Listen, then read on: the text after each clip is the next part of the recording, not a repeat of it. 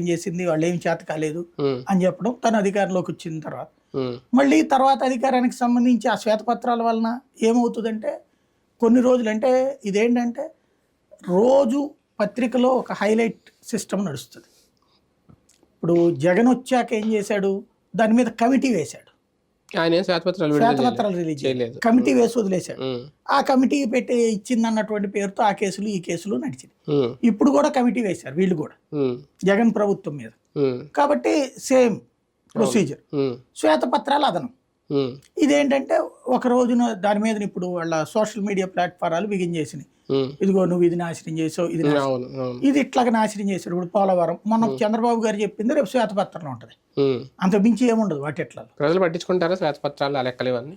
కొన్ని రోజులు కాలక్షేపం నడుస్తుంది కదా, ఒక 5-6 నెలల పాటు ఈ అంశాలు నడవాలి చర్చ.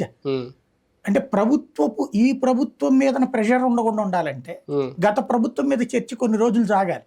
అవును. ఇప్పుడు సాధారణంగా ఇప్పుడు ఏముంటుంది, ఆటోమేటిక్గా ఆ సంక్షేమ పథకాలు ఏం చేస్తున్నావు, పెన్షన్ ఎప్పుడు ఇస్తున్నావు, ఇచ్చేశారు. ఉమ్, కాబట్టి ఇంక అందులో డౌట్ లేదు. ఉమ్, నెక్స్ట్ నిరుద్యోగ వృత్తి ఎప్పుడు ఇస్తావు, లేకపోతే ఇంకోటి ఎప్పుడు ఇస్తావు, ఈ మాట వీళ్ళు రైజ్ చేస్తుంటారు. ఉమ్, ఇప్పుడు తెలంగాణలో కూడా బీఆర్ఎస్ వాళ్ళు అడగట్లేదు, అక్కడ 6 నెలలు ఏమన్నా ఆగారు వాళ్ళు, ఉమ్, అదే కదా. ఏది రుణమాఫీ ఏది అది ఇది అని చెప్పేసి అట్లాగే ఇప్పుడు అడుగుతారు. కాబట్టి ఉమ్, అది అడిగేలోపు ఇవి తర్వాత ఆ పథకాలకు సంబంధించి కూడా సిస్టమేటిక్గా తీసుకొస్తున్నారు. ఇప్పుడు వీళ్ళు కొత్తగా తీసుకొచ్చినటువంటి పెన్షన్